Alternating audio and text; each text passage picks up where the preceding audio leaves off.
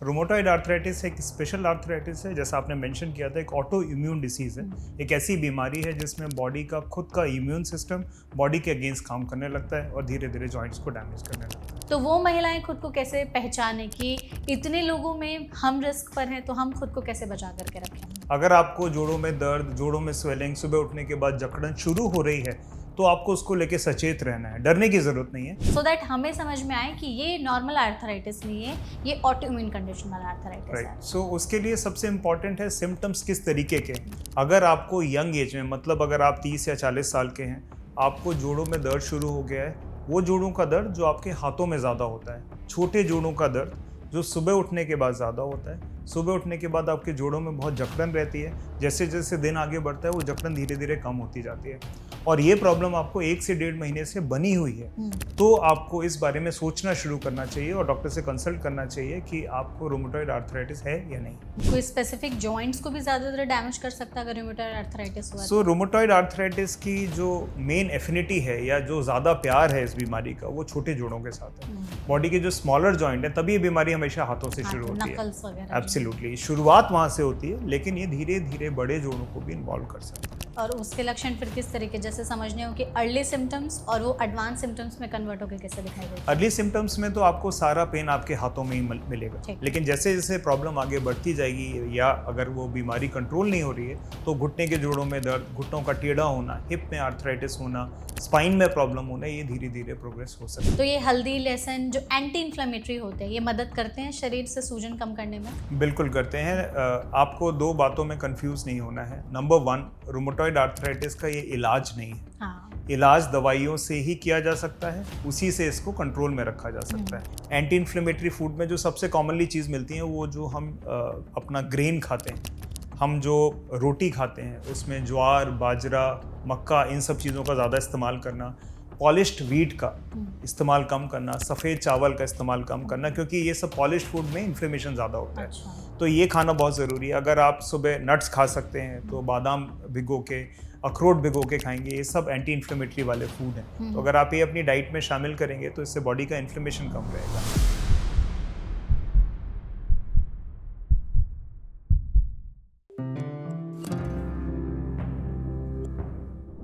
क्या सुबह उठते ही आपके जॉइंट्स में बहुत ज़्यादा पेन होने लगता है? मुट्ठी बंद करते हैं तो वो अच्छे से हो नहीं पाती और दर्द बहुत ज़्यादा बढ़ जाता है, और आप इसे नॉर्मली एजिंग का प्रोसेस या फिर आर्थराइटिस के सिम्टम्स समझकर इग्नोर कर रहे हैं, तो यहाँ आपको अलर्ट होने की ज़रूरत है, क्योंकि ये र्यूमेटॉइड आर्थराइटिस भी हो सकता है। अक्सर लोगों को इसके बीच का डिफरेंस नहीं पता। बेसिकली आर्थराइटिस जो है उसमें और र्यूमेटॉइड आर्थराइटिस में डिफरेंस ये है कि ये एक तरह की ऑटो इम्यून कंडीशन है, जिसमें अपनी बॉडी अपने ही इम्यूनिटी के अगेंस्ट में काम करने लगती है।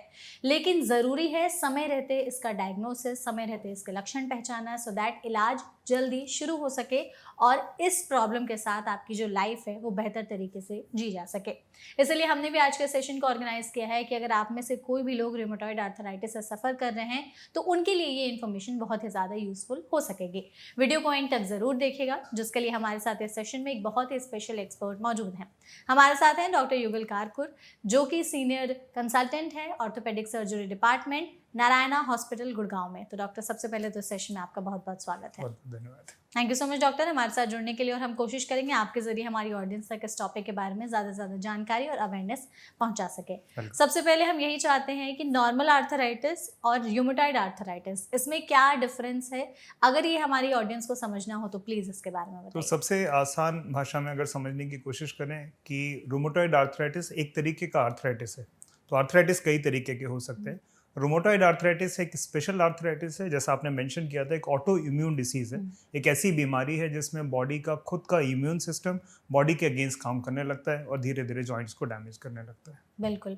इसमें जो र्यूमेटॉइड आर्थराइटिस है, ऑटो इम्यून कंडीशन है, तो ऐसा है क्योंकि हमने बचपन से सुना है इम्यूनिटी बढ़ाओ, कम इम्यूनिटी है, बट इम्यूनिटी ज़्यादा हो जाए, हमारे ही अगेंस्ट काम करने लगे, तो ये तो प्रॉब्लम हो गई। फिर हम कम रखें इम्यूनिटी या ज़्यादा रखें? करेक्ट। सो अनफॉर्चुनेटली हम इस बारे में कुछ नहीं कर सकते। इसमें हमारी जो बॉडी की इम्यूनिटी है, जिसका काम बेसिकली हमारे बॉडी के खिलाफ जो चीज़ें काम कर रही हैं उनसे लड़ना है, हमारी बॉडी की इम्यूनिटी हमारे ही अगेंस्ट लड़ने लगती है, और इसीलिए इसे ऑटो इम्यून डिसऑर्डर कहते हैं, जिसमें बॉडी अच्छे टिश्यूज़ और ख़राब टिश्यूज़ को डिफरेंशिएट नहीं कर पाती और अच्छे टिश्यूज़ को भी डैमेज करने लगती है। कोई स्पेसिफिक कारण होता है कि किसी में रूमेटॉइड आर्थराइटिस जो कि ऑटोइम्यून कंडीशन है वो डेवलप हो जाता है? तो हम एक स्पेसिफिक कारण तो नहीं मेंशन कर सकते इस चीज़ का कि रूमेटॉइड आर्थराइटिस किन लोगों में हो सकती है। बहुत सारे जेनेटिक फैक्टर्स हैं, एनवायरमेंटल फैक्टर्स हैं, आपका न्यूट्रिशन है, कई सारे फैक्टर्स हैं जो इन्फ्लुएंस करते हैं कि आपको रूमेटॉइड आर्थराइटिस हो सकती है या नहीं। बिल्कुल।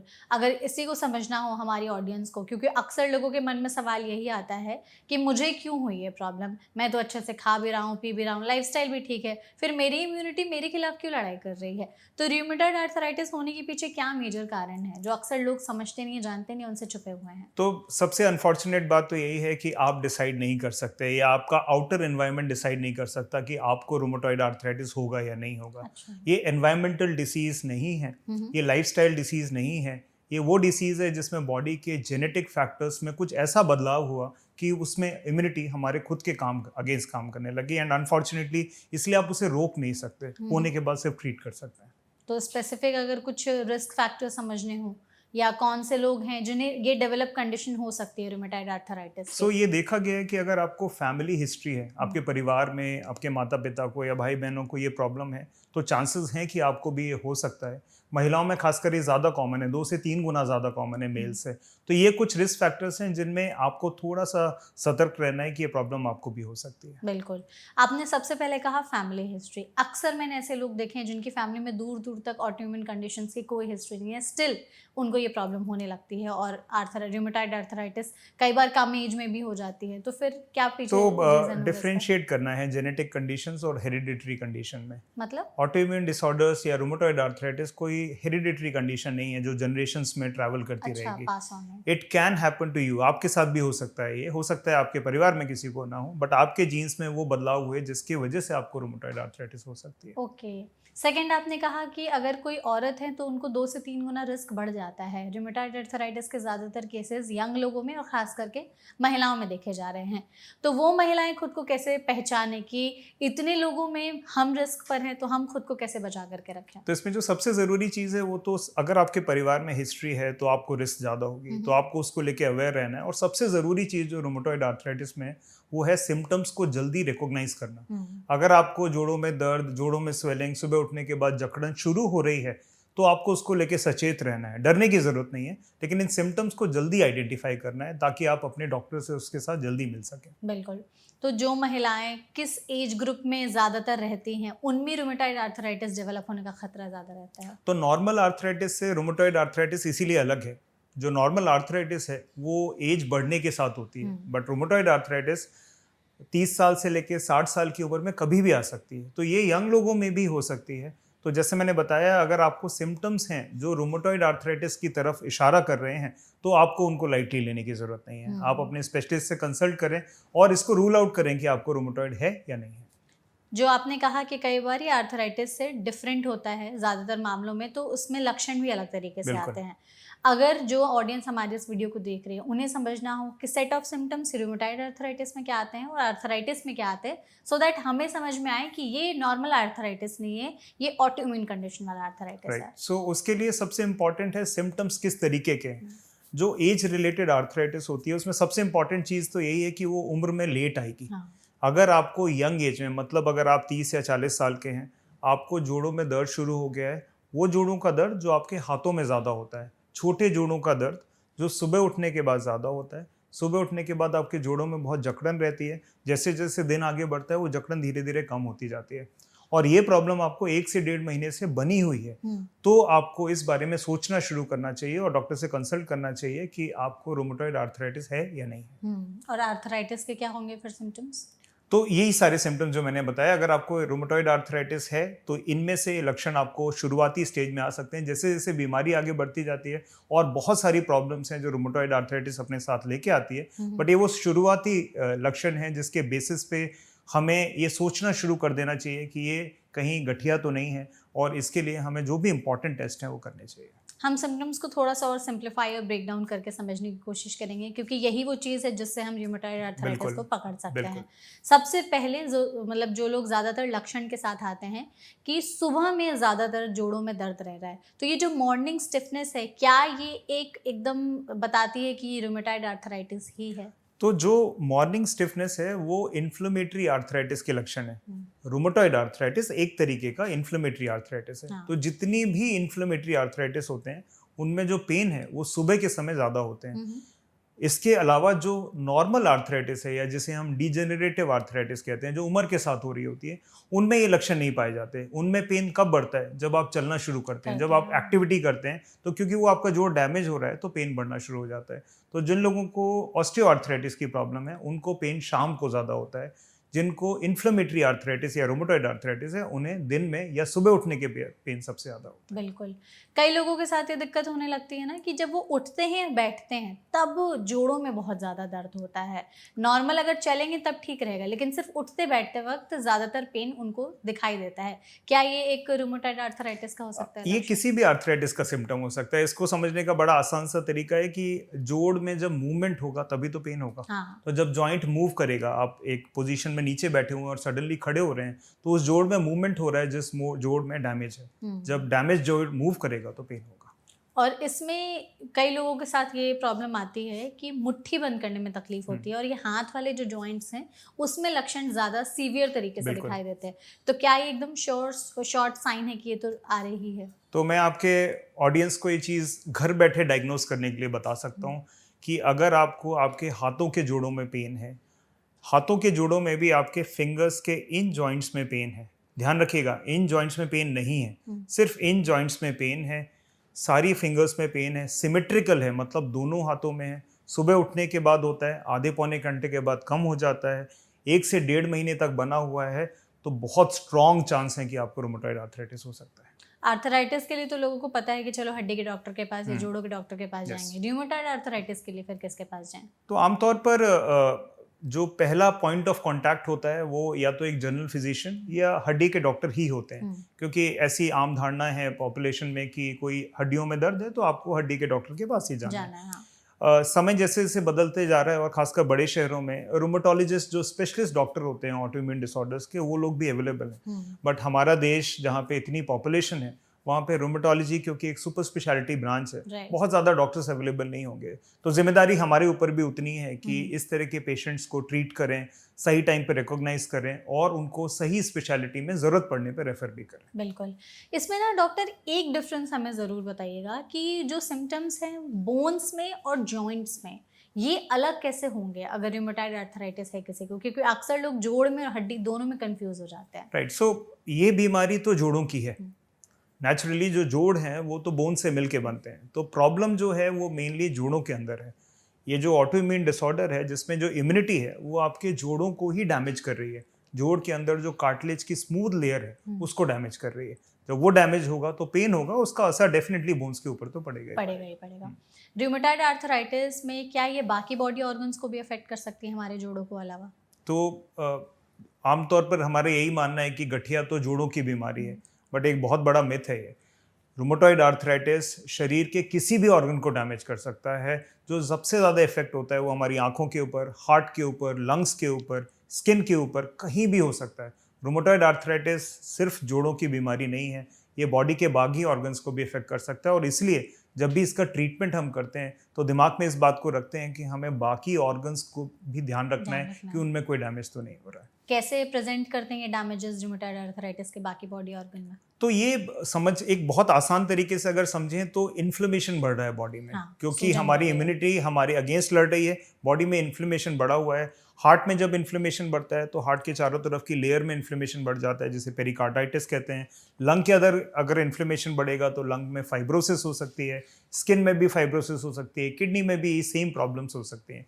तो बेसिकली इन सब के लक्षण जब आने शुरू होंगे तो हमें वो, और साथ में सतर्क रहना है इस बात के लिए कि अगर हम एक रूमेटॉइड आर्थराइटिस के पेशेंट को ट्रीट कर रहे हैं तो हमें ध्यान रखना है कि हम टाइमली उन सारे ऑर्गन्स की स्क्रीनिंग करते रहें ताकि उनके डैमेजेस को हम ढंग से एसेस कर पाएं।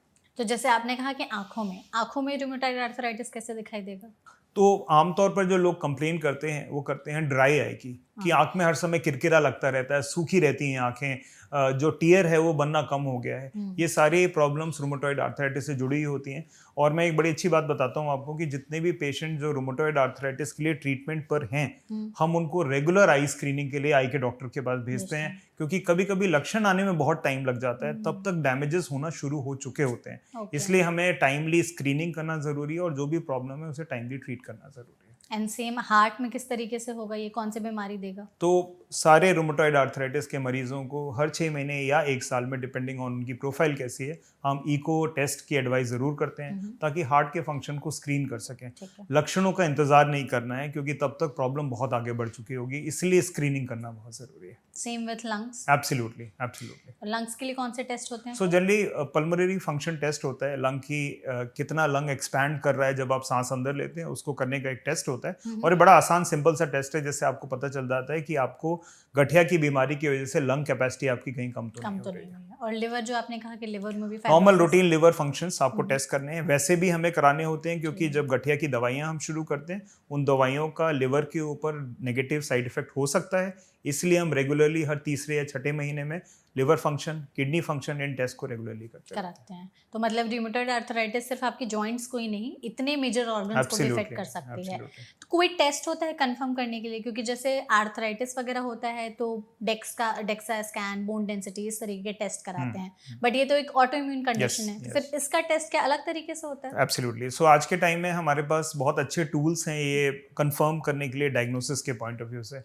आज तक, और ये बहुत कॉमन मिथ है हमारी ऑडियंस में, कि आरए फैक्टर जो टेस्ट होता है वो आज से 10-15 साल पहले रूमेटॉइड आर्थराइटिस की बीमारी की डायग्नोसिस के लिए यूज़ किया जाता था, बट फिर ये पाया गया कि आरए फैक्टर इवन नॉर्मल लोगों में भी पॉजिटिव हो सकता है। अच्छा। तो उसके बाद जो नेक्स्ट टेस्ट आया, जिसको हम एंटी सीसीपी एंटीबॉडीज कहते हैं, वो बड़ा स्पेसिफिक टेस्ट है रूमेटॉइड आर्थराइटिस का।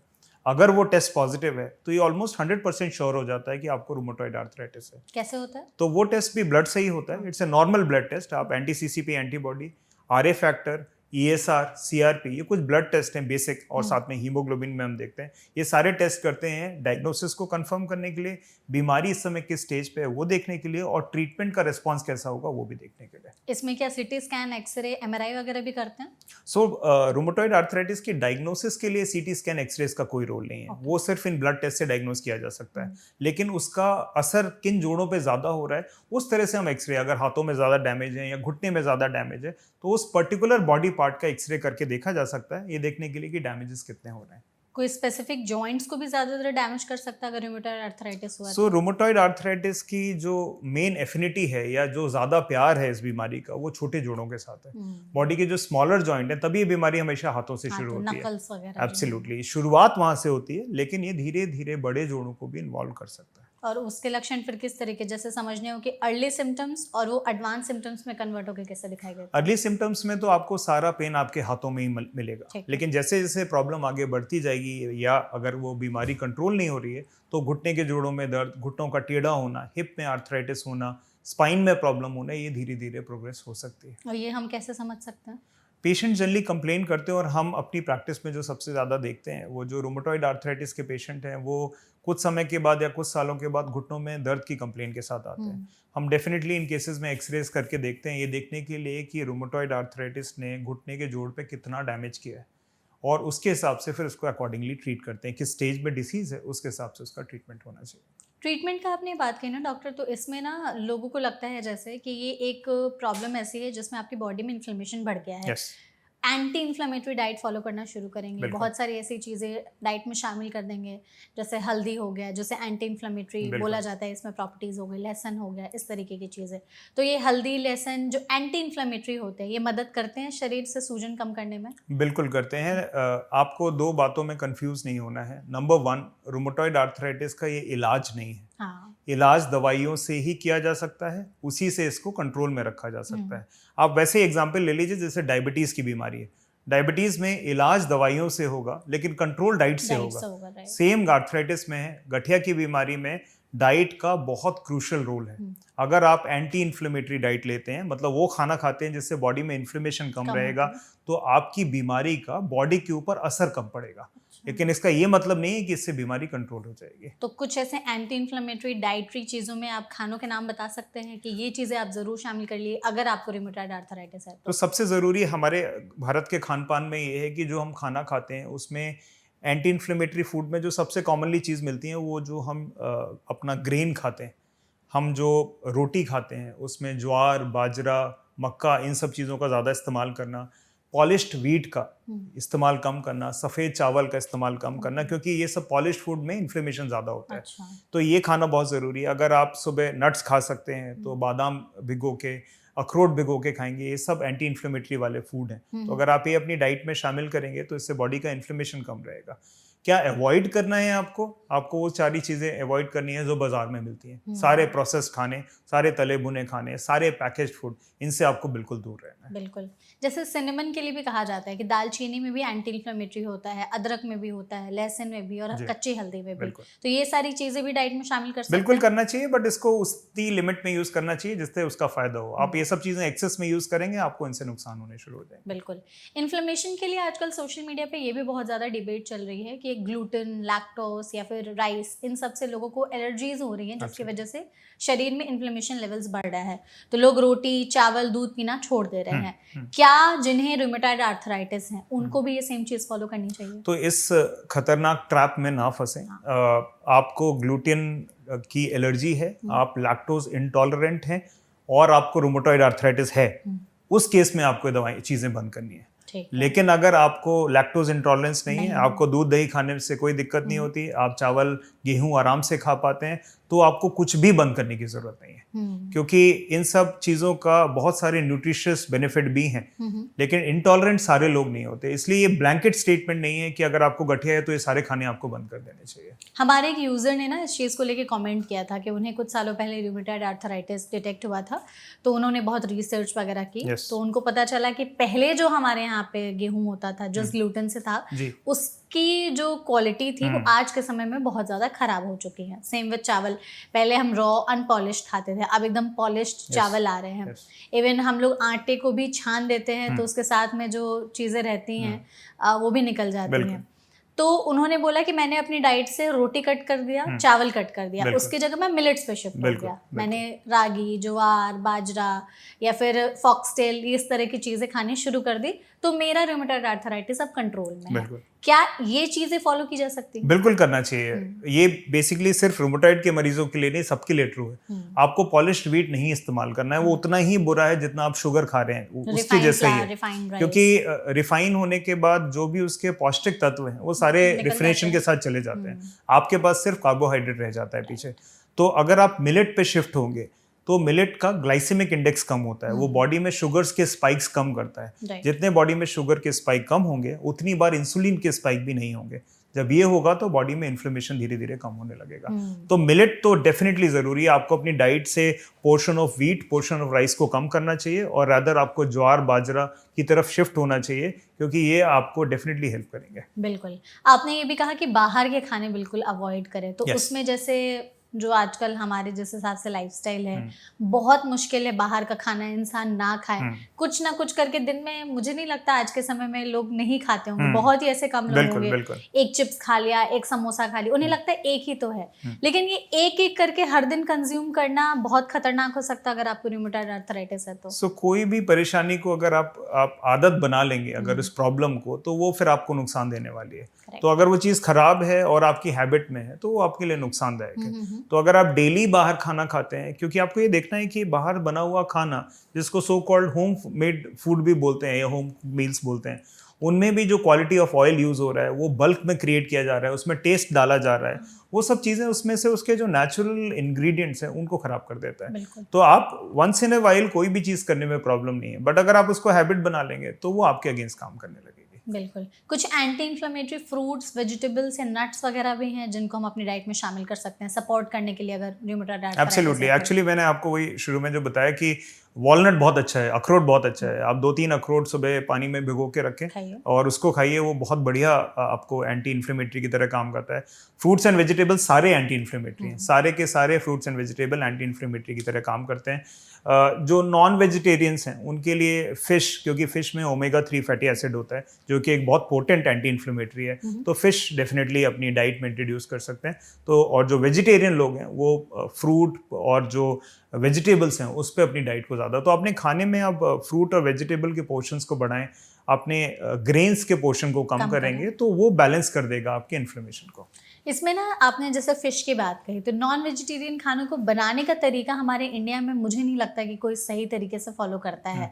तंदूरी चिकन, बटर मसाला चिकन, फ्राई चिकन, फ्राई मछली, इस तरह की चीज़ें, तो क्या इन सबको खाने से वो न्यूट्रिशन मिलेगा या? सो एक्चुअली ऐसा है नहीं। अगर हमारे आप घरों में खाना जो बनता है या जो नॉनवेज खाते हैं और घर पे खाना बनाते हैं, अगर आप साउथ इंडिया में भी चले जाएंगे या coastal part of the country में चले जाएंगे, आप ये देखेंगे मोस्ट ऑफ द खाने में बहुत ज़्यादा मसाले नहीं यूज़ होते हैं, या यूज़ भी होते हैं तो घर के मसाले यूज़ होते हैं।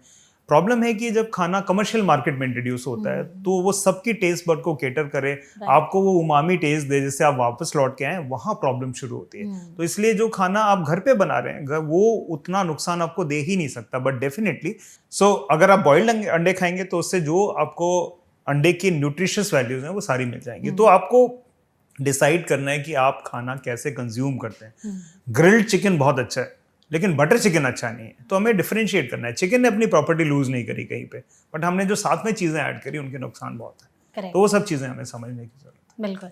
इसमें अगर हम ट्रीटमेंट की बात करते हैं तो क्या आज भी रिमेटॉइड आर्थराइटिस जो ऑटोइम्यून कंडीशन है उसका इलाज स्टेरॉइड से ही किया जाता है, या आज नई कुछ टेक्नोलॉजीज आई हैं मार्केट में इसके इलाज के लिए? दो बातें बहुत ज़रूरी हैं समझना, और ये बात आपको मायूस नहीं करनी चाहिए और होप्स देनी चाहिए कि रूमेटॉइड आर्थराइटिस एक क्योरेबल कंडीशन नहीं है। एटलीस्ट आज के समय में हमारे पास कोई ऐसे तरीके नहीं हैं जिससे हम उस बीमारी को जड़ से ख़त्म कर सकें। लेकिन अच्छी बात क्या है, होप कहाँ से आता है कि इसके ट्रीटमेंट जो आज के डेट में अवेलेबल हैं उससे आप नियर नॉर्मल ज़िंदगी जी सकते हैं सिर्फ दवाइयों से। तो जो आपने स्टीरॉयड के बारे में पूछा, स्टीरॉयड का यूज़ गठिया में बहुत लिमिटेड है। ये बहुत कॉमन मिथ है कि स्टीरॉयड से आर्थराइटिस का ट्रीटमेंट किया जा सकता है। स्टीरॉयड एक ब्रिज थेरेपी की तरह इस्तेमाल किया जाता है। तो जैसे आपको आर्थराइटिस की प्रॉब्लम डायग्नोस हुई और डॉक्टर ने आपको जब दवाइयाँ दी, वो मेन मेडिसिन जो आर्थराइटिस की होती हैं उनके इफेक्ट को आने में 1 से 1.5 महीने का वक्त लगता है। तो इसको एक ब्रिज थेरेपी की तरह यूज़ किया जाता है कि शुरुआत में आप स्टीरॉयड शुरू करते हैं, उसका इफेक्ट तब तक लेते रहते हैं जब तक उन दवाइयों का इफेक्ट आना शुरू हो जाता है जो हमने शुरू करी है, जो लॉन्ग टर्म तक चलने वाली है। लेकिन स्टीरॉयड को सिर्फ उसी बीच में, या फिर जिनको सडनली पेन बहुत ज़्यादा आ गया है उन कंडीशन में भी थोड़े समय के लिए मिनिमम डोज पे स्टीरॉयड को यूज़ किया जा सकता है। लेकिन लॉन्ग टर्म स्टीरॉयड थेरेपी का गठिया में कोई रोल नहीं है। तो शॉर्ट टर्म के लिए अगर स्टेरॉइड्स यूज़ कर रहे हैं गठिया में तो उसके कुछ साइड इफेक्ट्स होते हैं? डेफिनेटली साइड इफेक्ट होंगे, लेकिन मेडिसिन ऐसे ही काम करती है। हमें ये देखना है कि हमारे रिस्क बेनिफिट्स में बेनिफिट्स कितने हैं। अगर रिस्क हैं और बेनिफिट बहुत ज़्यादा हैं तो हम वो ट्रीटमेंट को चूज़ करते हैं। तो स्टीरॉयड के जो भी शॉर्ट टर्म हो सकती हैं प्रॉब्लम्स, उनको दिमाग में रखते हुए आप ट्रीटमेंट करना चाहते हैं, क्योंकि उसके बेनिफिट्स भी पेशेंट को मिलता है। अगर फिर स्टेरॉइड्स की जगह आज के समय में क्या नए ट्रीटमेंट ऑप्शंस है रूमेटॉइड आर्थराइटिस को कंट्रोल करने के लिए, तो वो कौन कौन सा होगा? अगर हम रूमेटॉइड आर्थराइटिस के ट्रीटमेंट को एक ब्रॉड कैटेगरी में समझने की कोशिश करें तो जो सबसे ज़्यादा कॉमनली यूज़ होने वाली दवाइयाँ हैं उनको DMARDs कहते हैं। ये डिसीज मॉडिफाइंग ड्रग्स हैं, जिनमें सबसे कॉमनली जो सबको पता है उसे मीथोट्रेक्सेट कहते हैं। अच्छा। और कोविड में भी HCQ करके एक दवाई का बड़ा यूज़ होता था, वो भी आर्थराइटिस की ही दवाइयाँ हैं। तो ये गोल्ड स्टैंडर्ड ट्रीटमेंट है। ऑलमोस्ट आज भी करीब पिछले 40 साल से इस ट्रीटमेंट को बहुत रेगुलरली और बहुत सक्सेसफुली फॉलो किया जा रहा है। बट जो नया ट्रीटमेंट इंट्रोड्यूस हुआ है उनको बायोलॉजिक्स कहते हैं। वो ट्रीटमेंट है जो बीमारी के नेचर को बदल देते हैं, इम्यूनिटी को मॉडिफाई कर रहे हैं।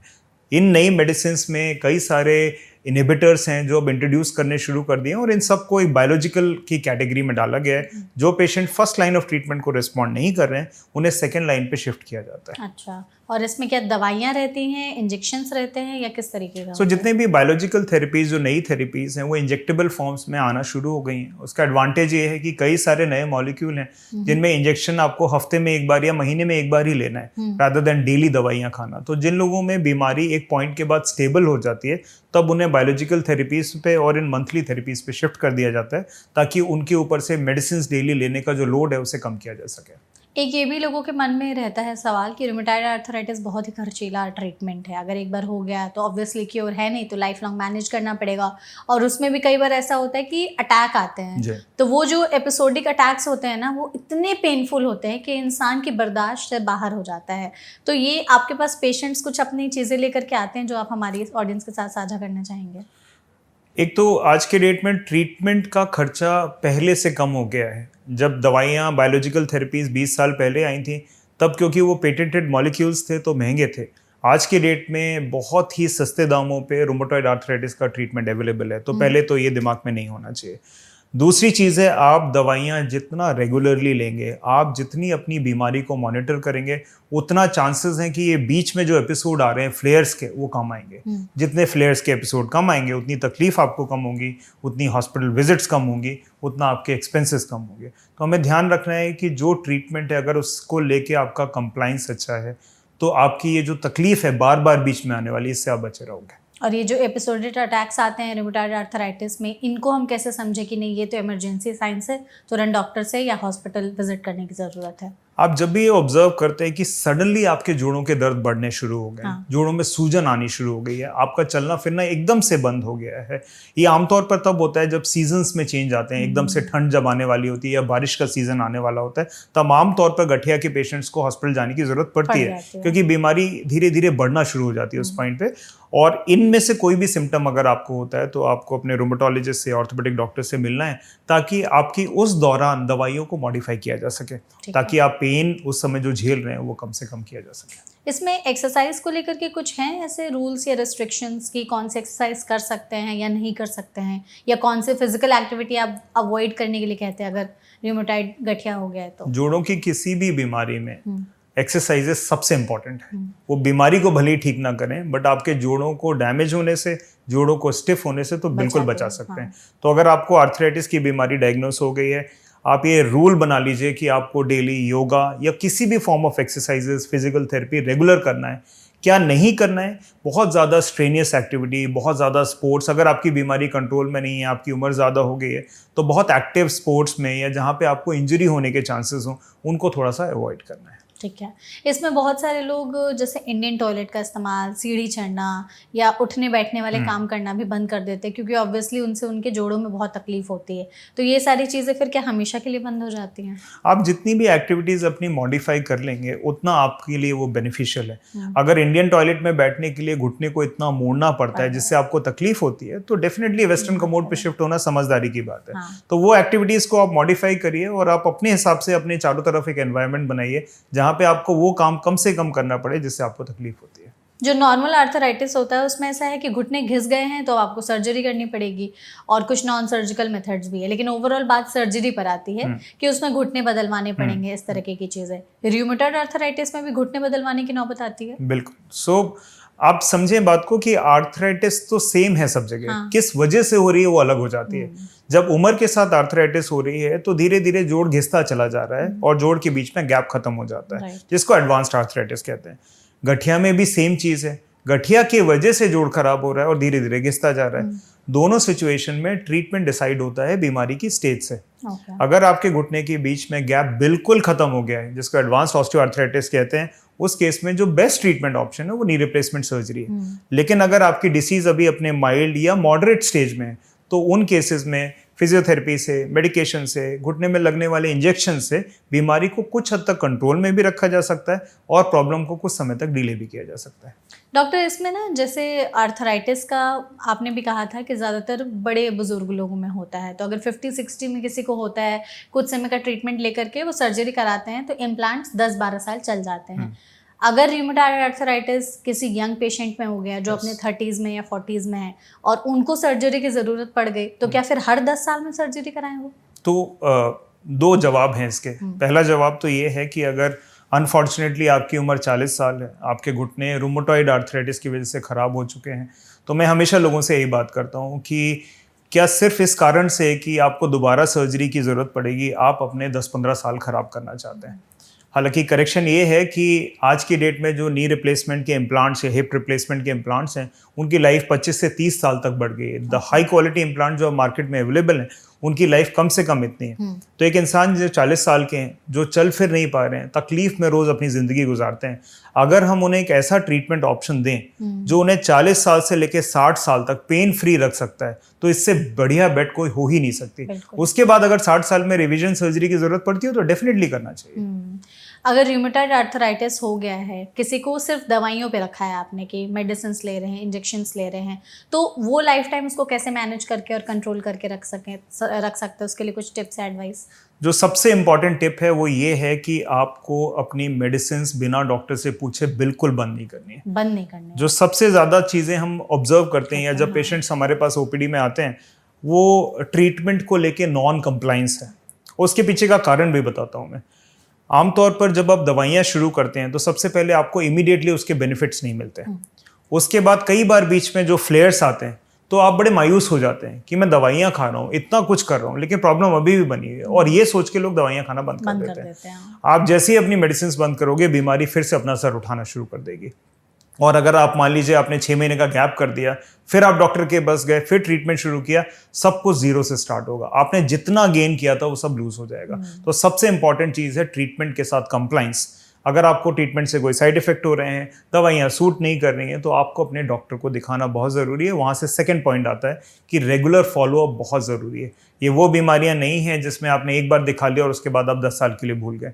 आपको हर 3 महीने, 6 महीने या साल भर में, डिपेंडिंग ऑन आपकी कंडीशन, आपको अपने डॉक्टर से रेगुलर फॉलोअप करते रहना है। उससे आपके ट्रीटमेंट की मोटिवेशन भी बनी रहेगी, प्लस जो भी प्रॉब्लम आपको ट्रीटमेंट से रिलेटेड आ रही है उसको सॉल्व किया जा सकता है। और इसमें अगर सर्जरी की नीड पड़ गई है किसी को रूमेटॉइड आर्थराइटिस में, तो सर्जरी के बाद ऐसी क्या चीज़ें अपनी लाइफस्टाइल में इम्प्लीमेंट करें सो दैट उनकी लाइफ जो है वो बेहतर तरीके से जी सके और जल्दी जल्दी सर्जरी की नीड ना पड़े? सबसे इंपॉर्टेंट चीज़ है कि खासकर के जो नी रिप्लेसमेंट सर्जरी हम गठिया के मरीजों में करते हैं, उनको स्पेसिफिकली जो हम एडवाइस करते हैं कि ऑपरेशन के 2 से 3 हफ्ते के बाद आपकी जो गठिया की दवाइयाँ हैं वो दोबारा शुरू हो जाएंगी।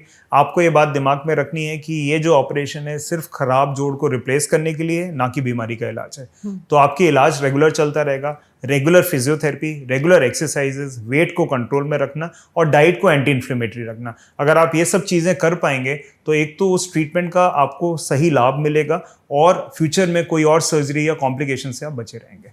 आपने वेट की बात कही। बोला जाता है कि हमारा जो वज़न होता है उसका 2 से 3 गुना प्रेशर हमारे घुटनों पर पड़ता है। तो अगर किसी को रूमेटॉइड आर्थराइटिस है, उनका वज़न भी ज़्यादा है, कितना वज़न कम करे कि अपने घुटनों पर प्रेशर कम कर सकते हैं वो? तो जो आपने मैथमेटिक्स बताई वही हमें रिवर्स कर देनी है। अगर आपने 1 किलो भी वेट लूज कर लिया तो आपके घुटने के ऊपर से 3 गुना प्रेशर कम हो जाता है। इतना ज़्यादा इफेक्टिव होता है वेट को लूज करना। अगर आप वेट लॉस कर रहे हैं तो घुटने, क्योंकि गठिया में और कमज़ोर हो रहे हैं, बोन सॉफ्ट होती जा रही है, जितना आप बॉडी का प्रेशर उसके ऊपर डालोगे उतनी जल्दी वो ख़राब हो जाएंगे। तो वेट लॉस को तो आप बिल्कुल ध्यान रखना है आपको कि वेट लॉस आपके जोड़ों को आगे ख़राब होने से बचा सकता है। इसमें ना डॉक्टर कैफीन, जैसे चाय, कॉफ़ी या सॉफ्ट ड्रिंक्स वगैरह हो गए, कोल्ड ड्रिंक्स, इनको लेकर के है कि इससे हमारी हड्डियाँ ख़राब होती हैं अगर बहुत ज़्यादा कंज्यूम किया जाए तो क्या रूमेटॉइड आर्थराइटिस में भी ये सेम चीज़ अप्लाई होती है? और ज़्यादा अप्लाई होता है, क्योंकि आपको, जैसे हमने शुरुआत से डिस्कस कर रहे हैं, शुगर का ज़्यादा यूज़ करना, कैफीन का यूज़ करना, ये सारे प्रो इन्फ्लेमेटरी हैं। ये सब बॉडी में इन्फ्लेमेशन बढ़ाते हैं। आपको समझाता हूँ कैसे। जब बॉडी में शुगर लेवल्स बढ़ते हैं तो इंसुलिन रिलीज होती है उसको काउंटर करने के लिए। जब भी बॉडी में इंसुलिन रिलीज होती है तो एक कॉर्टिसोल हार्मोन रिलीज होता है। ये स्ट्रेस हार्मोन है। जब भी बॉडी में कॉर्टिसोल हार्मोन रिलीज होता है तो उसका नेगेटिव असर जोड़ों के ऊपर पड़ना शुरू हो जाता है। इसलिए शुगर्स को कम रखना बहुत ज़रूरी है। स्ट्रेस को लेकर के है कि ये ऑटोइम्यून कंडीशंस को और ट्रिगर कर सकते हैं। तो जिन लोगों को स्ट्रेस ज़्यादा रहता है या जो लोग ज़्यादा स्ट्रेस लेते हैं, क्या उनमें रूमेटॉइड आर्थराइटिस बहुत बुरी तरीके से उनको प्रभावित कर सकता है? स्ट्रेस एक फैक्टर है डेफिनेटली जो इस बीमारी के कोर्स को इन्फ्लुएंस कर सकता है। डेफिनेटली उसका कारण नहीं है, लेकिन उसको इन्फ्लुएंस ज़रूर कर सकता है। तो वो लोग जो स्ट्रेस मैनेजमेंट ठीक से कर पाते हैं, मेडिटेशन या योगा रेगुलरली करते हैं, लाइफस्टाइल ऐसी जीते हैं जिसमें स्ट्रेस कम हो, तो उनमें ट्रीटमेंट का रिस्पॉन्स अदर लोगों से थोड़ा बेटर होता है। ओवरऑल हम लोगों ने अब तक जो भी बातचीत की है उसमें एक चीज़ डिस्कस करना आई थिंक बहुत ज़रूरी है। सोशल मीडिया पे जो बहुत सारे हैक्स, टिप्स या एडवाइस दिए जाते हैं कि रूमेटॉइड आर्थराइटिस को क्योर करने के लिए ये डाइट फॉलो करें, ये सप्लीमेंट्स लें, ऐसे लाइफस्टाइल कर लें अपने, आप उन चीज़ों को सपोर्ट करते हैं या नहीं करते हैं? सोशल मीडिया में जो भी आप देखते हो उसको बहुत सोच समझ के आपको अपनी लाइफ में अडॉप्ट करना है। आपको ये समझने की ज़रूरत है कि मेडिकल साइंस में होने वाली रिसर्च को सालों लग जाते हैं। एक बात या एक पॉइंट को वैलिडेट करने के लिए कई सालों का प्रोसेस चलता रहता है। इसका मतलब ये हुआ कि जो भी नई इन्फॉर्मेशन है वो सडनली तो नहीं आई, या तो वो पुरानी इन्फॉर्मेशन है या तो वो गलत इन्फॉर्मेशन है। करेक्ट। इसलिए कोई भी आपको अगर कोई मैजिकल ट्रीटमेंट ऑफर कर रहा है या आपको ये कह रहा है कि ये करने से प्रॉब्लम सॉल्व हो जाएगी, it doesn't work that way. हमारी बॉडी मोबाइल फ़ोन बिल्कुल नहीं है कि एक हैक से आप एक ऐप को ठीक कर सकते हैं। बहुत कॉम्प्लिकेटेड है, बहुत सारी चीज़ें हैं जिससे वो इन्फ्लुएंस होती हैं। इसलिए जो भी इन्फॉर्मेशन आप लेते हैं उसे अपने डॉक्टर से डबल चेक ज़रूर करें, उसके बाद भले ही आप उसे अडॉप्ट कर लें। इसमें भी कैल्शियम विटामिन डी की डेफिशिएंसी का रोल है कि अगर ये कम है शरीर में तो रूमेटॉइड आर्थराइटिस बढ़ सकता है। सो रूमेटॉइड आर्थराइटिस के मरीजों को ऑस्टियोपोरोसिस की प्रॉब्लम ज़्यादा होती है, मतलब उनकी हड्डियां जल्दी कमज़ोर होती हैं।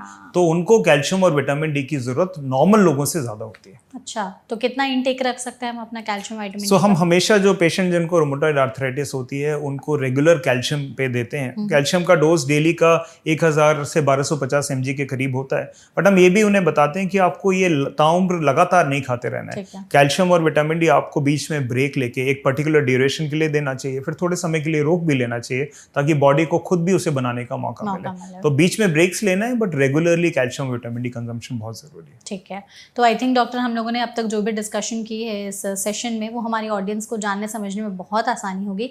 हम चाहते हैं जाते जाते as a final go to home message आप हमारी ऑडियंस को ये ज़रूर बता दें कि रूमेटॉइड आर्थराइटिस कितनी गंभीर बीमारी हो सकती है, इसे नॉर्मल ऑस्टियोआर्थराइटिस से रिलेट करके ना देखें, और अगर चाहते हैं कि इससे बच करके रहें, हो गया है तो लंबे समय तक अपना जीवन कैसे अच्छे तरीके से व्यतीत करें, तो क्या चीज़ें अपनी लाइफस्टाइल में इम्प्लीमेंट करें। तो जिन लोगों को रूमेटॉइड आर्थराइटिस की बीमारी हो चुकी है उनके लिए मेरा बड़ा सिंपल सा मैसेज है।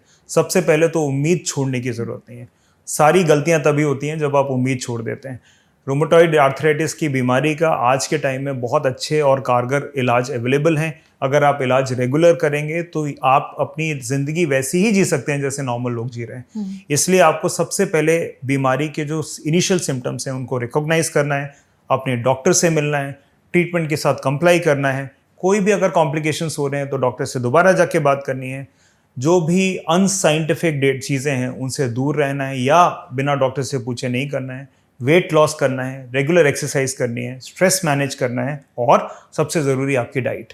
आपके डाइट को एंटी इन्फ्लेमेटरी रखेंगे तो आपकी ट्रीटमेंट का भी आपके ऊपर पॉजिटिव असर पड़ेगा। बिल्कुल, तो इन सब चीज़ों को अगर ध्यान में रखते हैं तो लंबे समय तक रूमेटॉइड आर्थराइटिस अगर हो गया है उसके बावजूद भी अपनी लाइफस्टाइल में चीज़ों को डालते हुए, सपोर्ट करते हुए उसके साथ जीवन जिया जा सकता है। Perfect, thank you so much doctor हमारे साथ इस सेशन में जुड़ने के लिए और इतनी सिंपल लैंग्वेज में रूमेटॉइड आर्थराइटिस के बारे में चीज़ों को समझाने के लिए, बताने के लिए। आई होप आपने भी इस सेशन को एंजॉय किया। Thank you so much. Thank you and thank you so much audience इस वीडियो को यहाँ तक देखने के लिए। अगर आपके मन में इस बीमारी से रिलेटेड कोई और सवाल है तो प्लीज़ कॉमेंट सेक्शन के जरिए पूछिएगा। अगर आप चाहते हैं कि हम अगला टॉपिक किसी और नए चीज़ों पर बनाएं तो उसके सजेशंस भी आप कमेंट बॉक्स में दे सकते हैं। ऐसी और वीडियोस के लिए देखते रहिए NBT लाइव। Thank you.